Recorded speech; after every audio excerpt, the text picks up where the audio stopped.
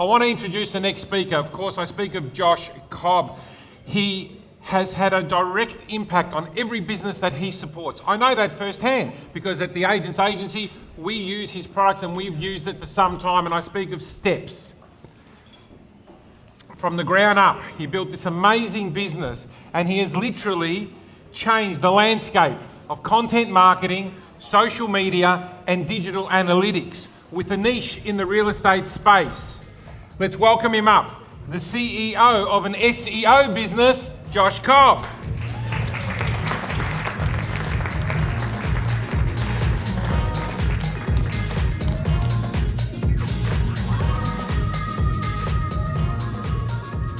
Good afternoon.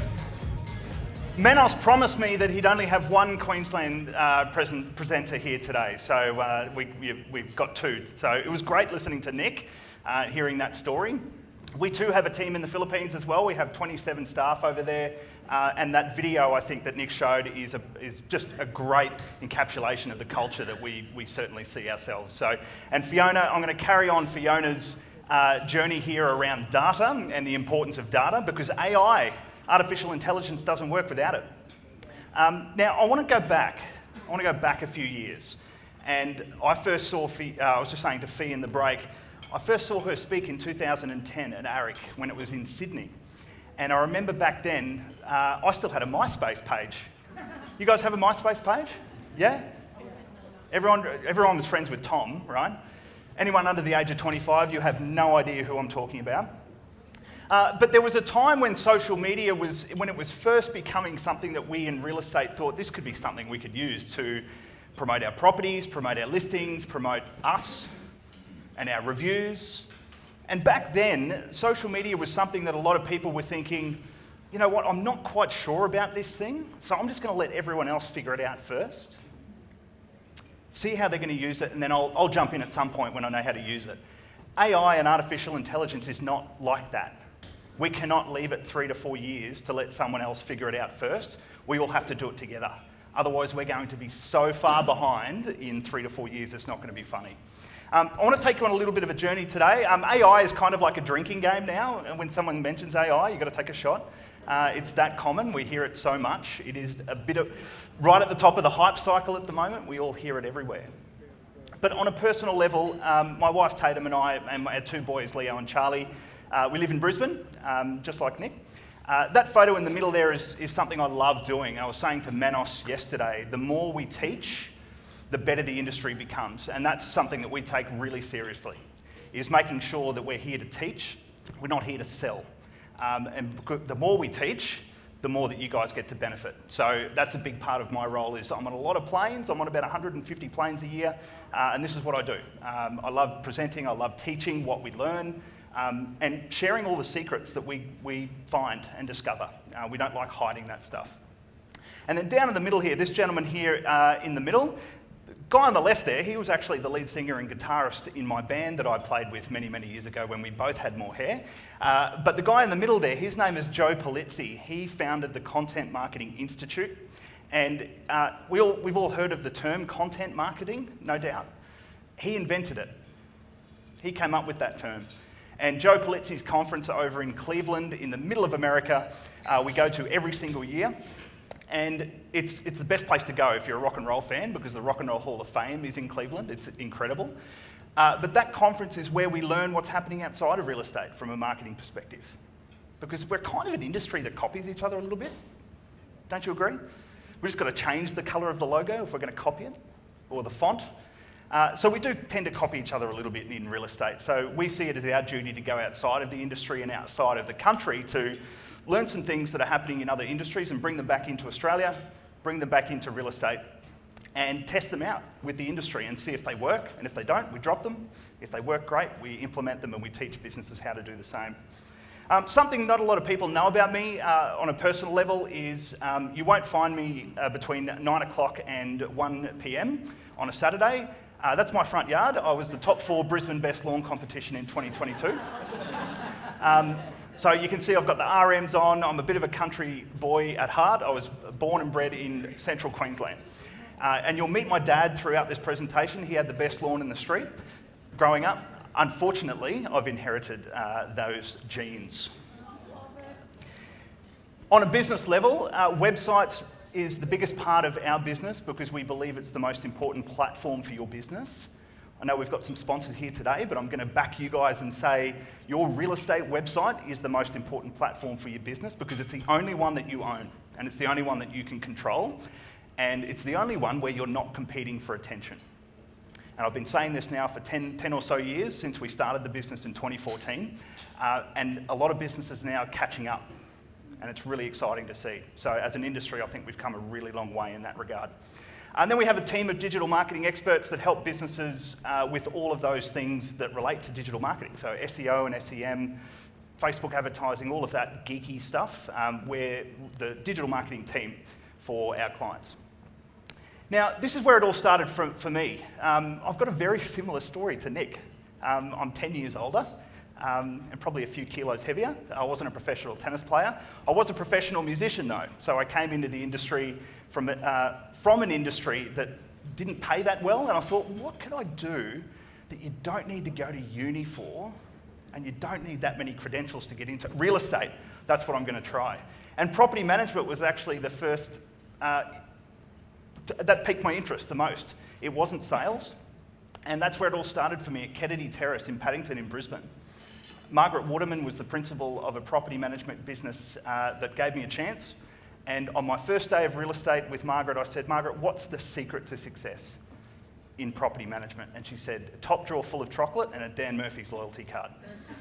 And I felt like on my first day, I thought, well, what do you mean? What am I getting into? And the second day in real estate, I knew exactly what she meant.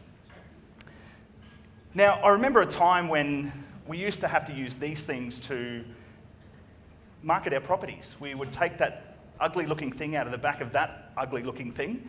We'd take it down to this guy. For some reason, right, the chemist was the guy who did our photos. But you know what? If we paid a little bit extra, we'd get it back in 24 hours, and we thought that was instantaneous. Right? Times have changed a little bit. Who remembers taking the actual roll of film down to the newspaper? Yeah, some of you? That's what life was like. Now, this happened to me a little while ago in Sydney. I'm 39, I turned 39 about a month and a half ago.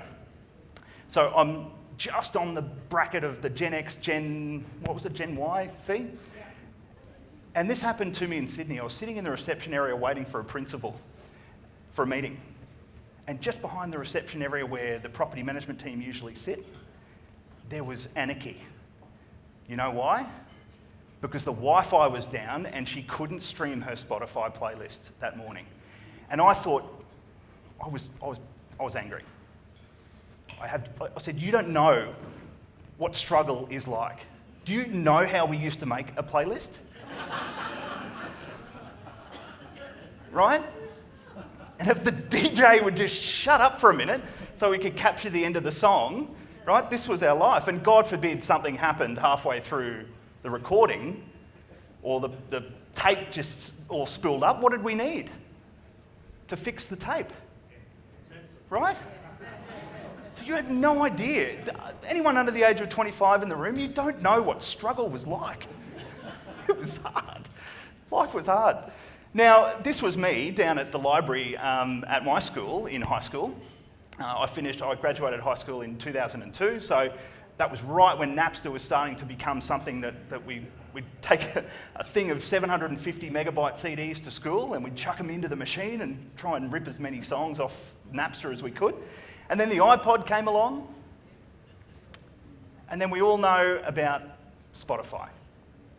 I love Spotify. When I go out to mow the lawn on a Saturday at 8 o'clock, it said, Josh, do you want to listen to this playlist today? And I said, absolutely. It's lawn mowing day. It's exactly what I want to listen to.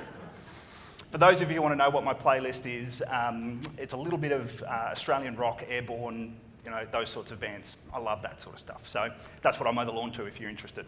I know you're not, but I'm going to tell you anyway. Now, back in the 90s, we only had a handful of places that we could put our listings, our reviews, our photos, our profiles, and it was events like this, direct fax, direct mail, telephone, print, radio and display advertising, billboards, things like that.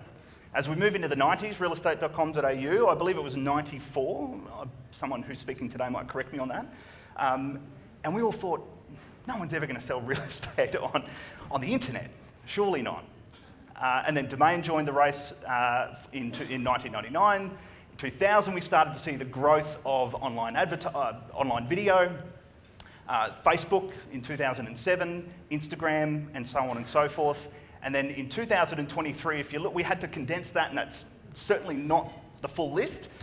All of those green highlighted channels right there are subscriptions that you have in your real estate business. Who knows how many subscriptions, they have in their business today? That's the correct answer. You don't. You don't know. So I thought that I was nodding my head and fist pumping in the air when Fee was talking about the wastage that we put into software. That's a huge part of our job in our work when we walk into a business and we look at all of the different products they're using. There's probably one product or software that could do the same thing as a few of those in the list. So we have to think about that. There's a huge amount of wastage in software. Now there's first shot. AI is not new. It's been around for a really long time. And those of you who have seen this movie, The Imitation Game, will remember how AI helped. Who's seen The Imitation Game? Show of hands. So for those of you who haven't seen it, a really quick snapshot is, it's a true story. And back in World War II, a guy by the name of Alan Turing was employed, or he actually kind of forced his way into, if you believe the movie, forced his way into the armed forces, and he helped the Allies to decode a machine called the Enigma machine. And this was how the German armies would communicate between each other and send encrypted messages to each other. And Alan's job with his team was to try and decode them every single day, and they couldn't do it. There was a team of the smartest mathematicians, scientists, statisticians in the world. They couldn't do it. And every night at midnight, the bell would go off and they'd have to start all over again. And Alan thought, if humans can't do it, how the bloody hell are we going to do this? So he built a machine that would do this, called the Turing machine. That's what it looks like in the movie. If you Google it, it looks a little bit different to that in real life. But they did it, using machines and using artificial intelligence to decode those messages that the German armies were sending to each other. And many historians believe that it shortened the war by 2 years and saved 14 million lives. So AI is not new. It's been around for a really long time. And AI is about speed. That movie is the perfect example of what AI should be about in our business. It's about speed. There's a lot of toys and shiny software things that people are probably on the phone to your marketing team right now, back in your office talking about, you've got to buy this new bright shiny thing, it's got AI built into it. It happens all the time. And we get calls from our clients saying, what do you think of this thing? And we'll have a look at it. And it's great, but it's just a toy. It's not really going to help you from a profit perspective. So AI is absolutely about speed. And we use them in our everyday life. They're in our house. Yeah? Who's got, I won't say her name because someone will have one activated in their pocket, right? Who's got one of these in their home? Yeah? Anyone driving a Tesla or Polestar or one of these, right? We've got AI in our cars. Artificial intelligence is absolutely everywhere. For those of you who got that joke, well done. But Spotify, as an ex-musician, is something that, and the pain we had to go to make playlists, it's the best thing ever. And we've got COVID to blame for the fact that we care more about time than ever before. Who remembers what it was like to try and buy anything during COVID? Even a thing of hand sanitizer, toilet paper, anything. It was impossible. So this has forced us to care about time more than ever before. And one thing we all share equally, and we don't share anything else equally in my opinion, is time. We only have 1,440 minutes per day. Whether you're Elon Musk or a homeless person, whether you are a real estate agent who's been in the industry for 40 years, or you're just starting your first day, you all have the exact same amount of time. We can't make more of it. We can't really buy more of it. And we can't share more of it. But what we can is get back some of it. And that's what AI is really, the promise of AI is all about. It's about giving us time to spend more time on the things that really matter. And I loved Nick's presentation and how it's giving people back time to do what they do best, which is face-to-face relationships. That's what AI should be about. Now, there's been some trends that have sort of been born out of the pandemic. Things like the Great Resignation. We all know what the Great Resignation is all about, yeah? People can basically just walk out of their job. They don't really have to care because they'll find another one down the road. Quiet quitting, doing the least amount possible. We know no one in this room does that whatsoever. But who's heard of bleisure travel? Has anyone travelled from outside of Melbourne today? Bleisure travel is the synthesis of business and leisure travel. So you go on a bit of a holiday, but tie in a conference on the end of it. Oh, well done. Your accountant will love you for that. So a friend of mine, Jay Bayer, he did some research in 2022 out of the back end of the pandemic where he wanted to study this to a really great degree.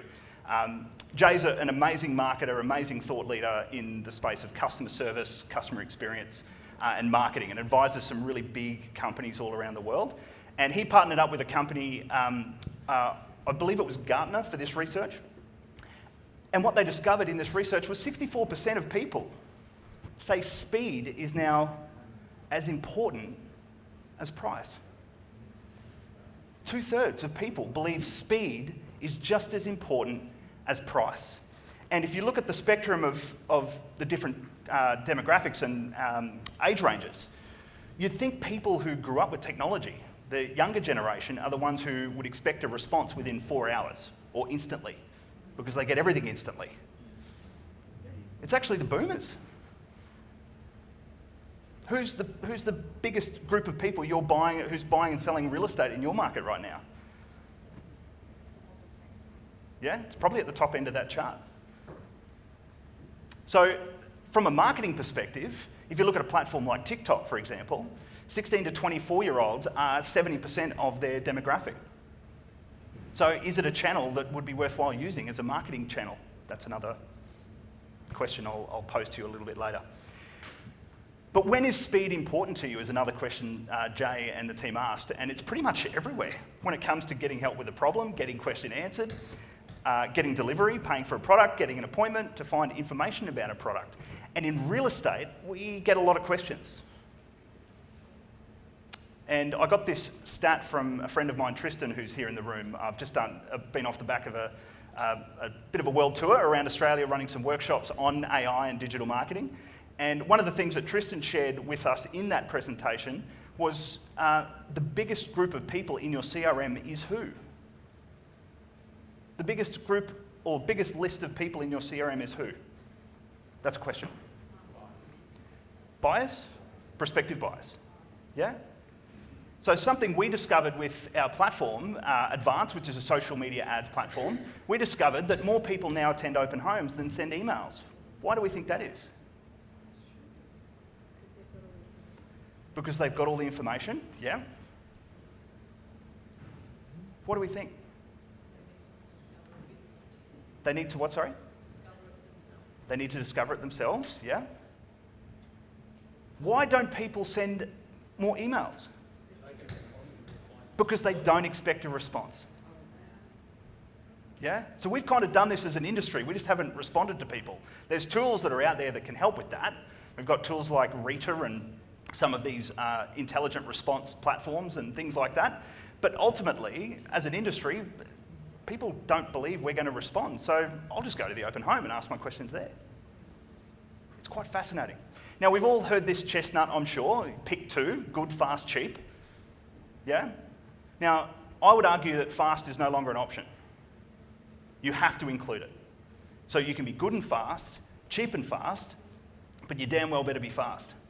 And if we look at what's happening at the airports now, I was just there this morning, as soon as I walk out, and Melbourne are doing a great job of this, by the way, it's pretty quick to get an Uber, but very rare around any other airport around the country. The line for taxis is much shorter than the line for Ubers. Have you guys noticed this? Why do you think that is? Taxis are cheaper?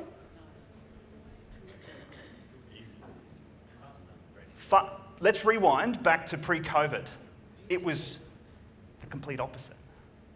More people waiting for Ubers than there was waiting for taxis. Why do we think that is?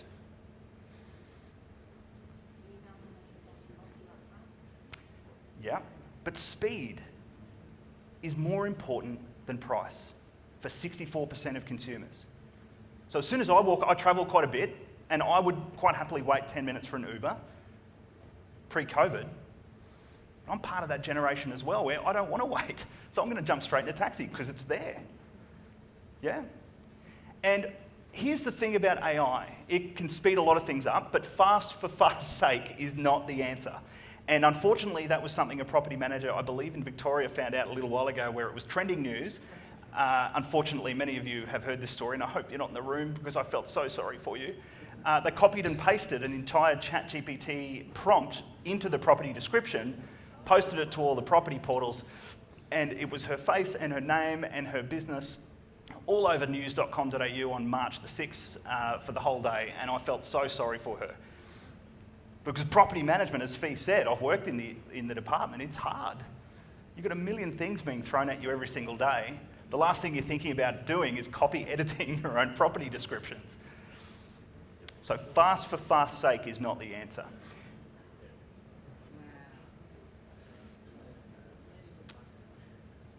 Now, who's got their hands on the controls in this picture?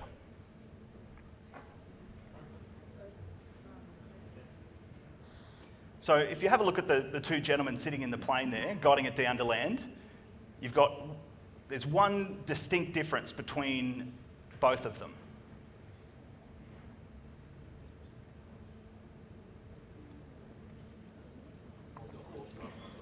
One's got 4 stripes, one's got 3 on their shoulder. That's right. So the 4 stripes is the captain. AI should not be your captain. It should not have the hands on the controls of your business. It is your co-pilot. It is something that should sit with you. You need to copy edit your own stuff. It is not the pilot. It is not the answer to all of your worries. Now, we need the right amount of fast in real estate.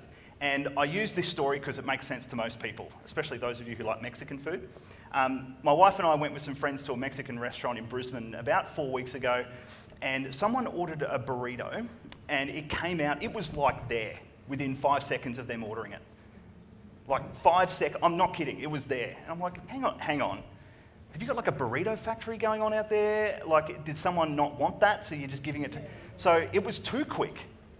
So we need the right amount of fast.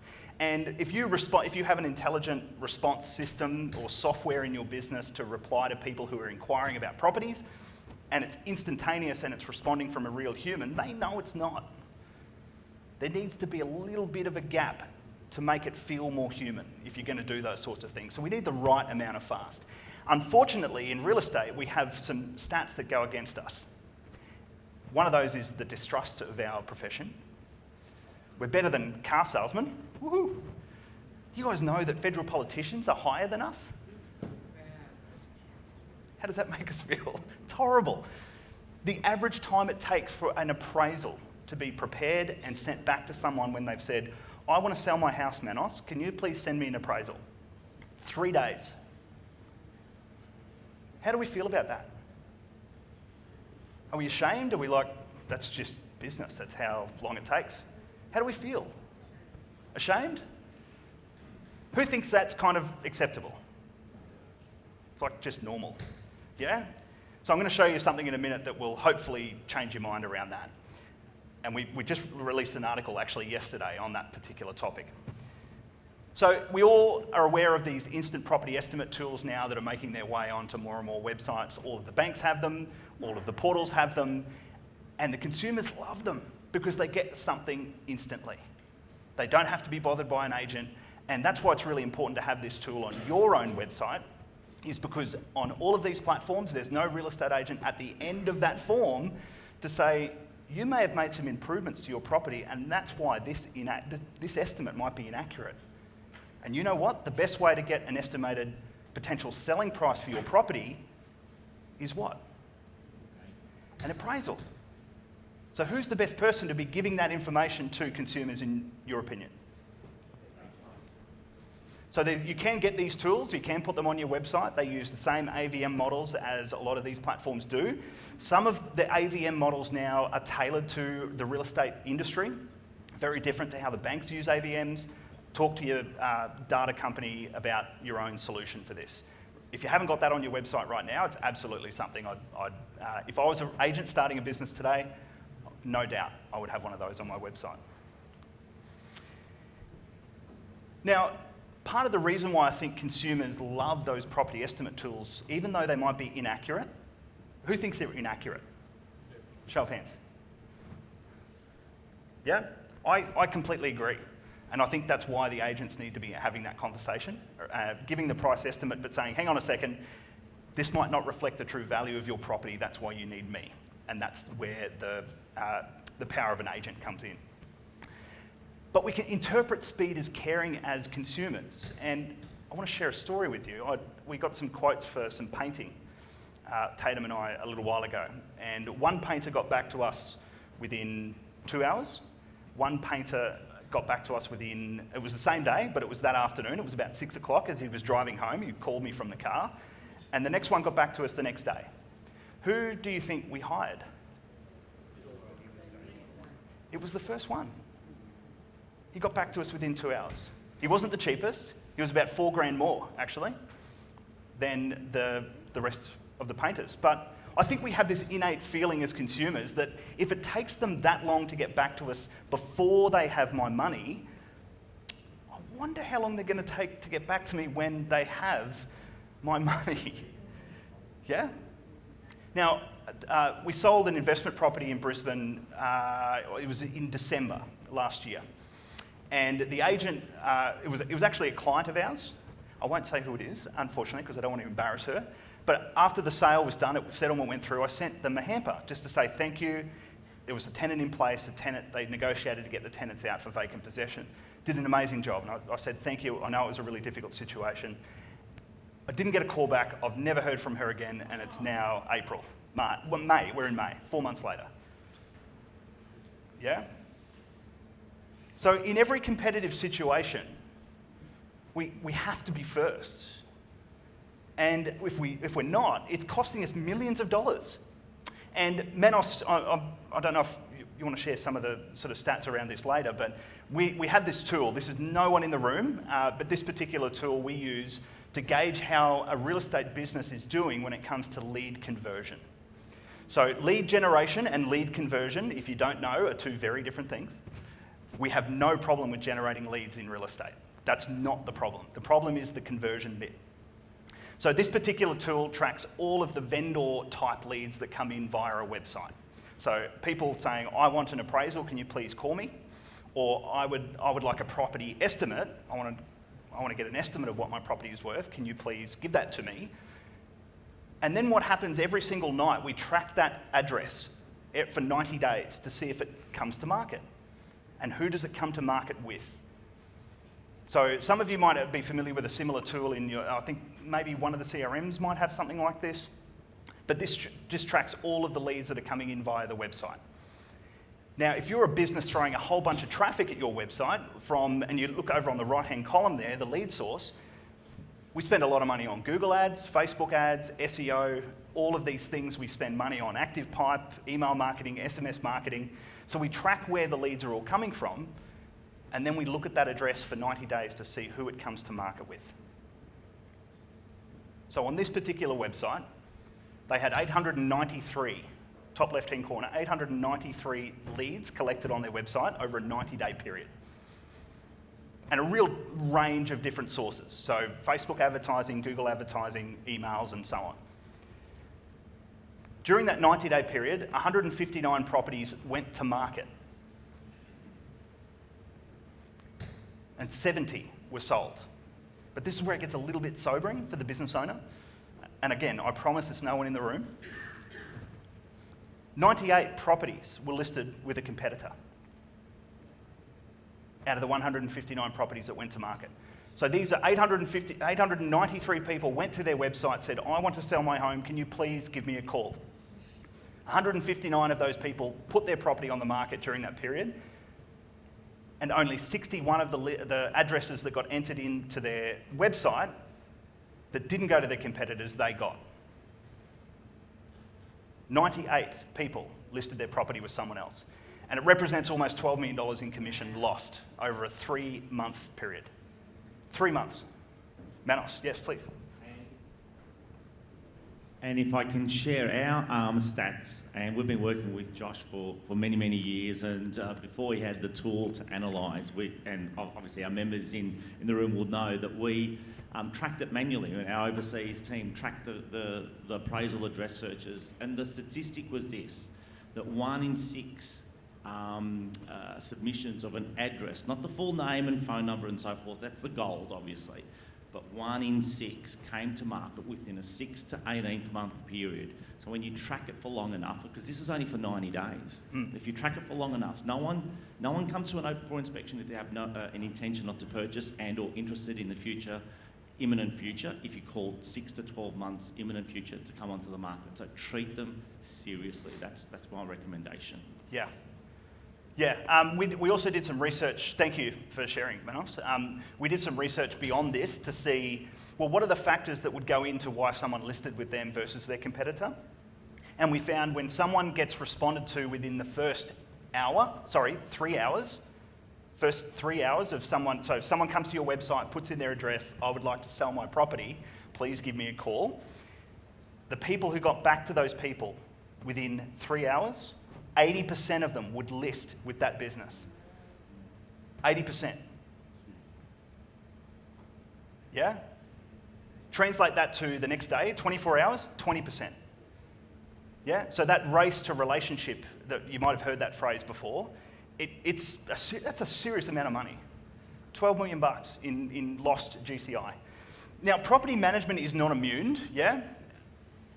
We spend a lot of time writing emails in PM. Fee, I don't know, you might have some updated data on this, but we did some checking a really long time ago. This is about 5 years old, this data. 3.5 hours per day property managers would spend writing emails. Would that be more or less now, Fee? What do you think? I think it depends on the technology. How many years ago?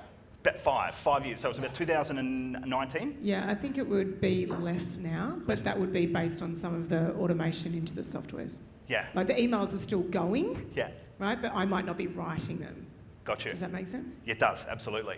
And I think part of the reason why it takes so long is because we don't know what to say. We've got a million things being thrown at us every single day, and this happens in sales as well. We don't have the time to just pause for a minute, especially if we get an email like this one.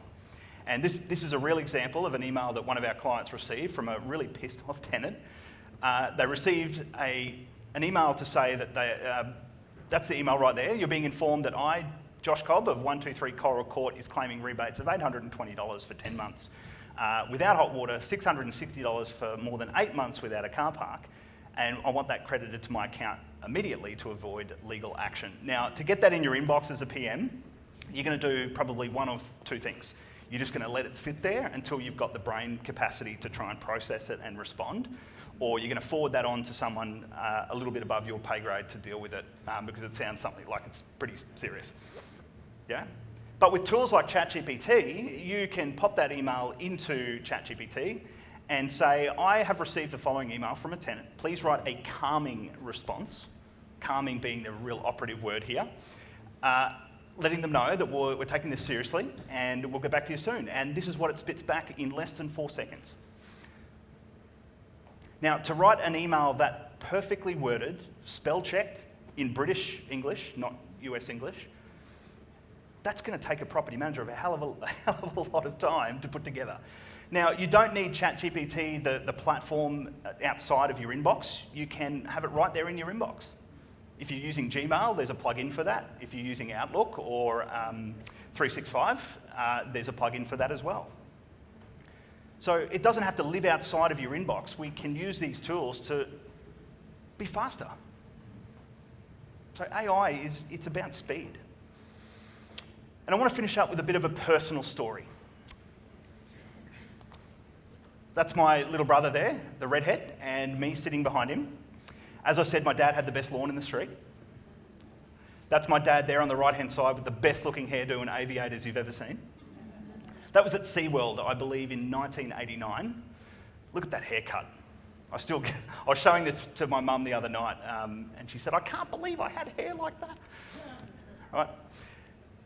But something my dad loved when I was growing up is cars. That's his XB, I believe. Anyone who's into their cars can correct me. I did ask, what is it? EB, thank you. EB Falcon. And we went everywhere in this thing. He loved his cars. He would come home and polish it after every drive. He'd wash it, polish it. He was a bit of a weirdo. Yeah, and we unfortunately inherited his genes, just like I did with his lawn, because we would ask to vacuum his car for a bit of pocket money, and if we didn't do it properly, he'd make us do it again. He was anal about his cars. And he had the best Wheels magazine car collection you've ever seen. He had every Wheels magazine from right back in almost the 60s or 70s, I don't know. It was a big collection.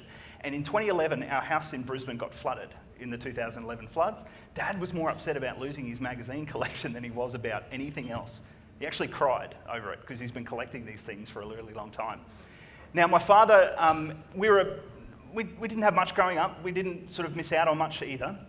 But something that my dad always wanted, because he loved cars, was a Porsche. Loved Porsches. And he worked his ass off, and finally he got one. And that's my dad right there, looking like most Porsche drivers.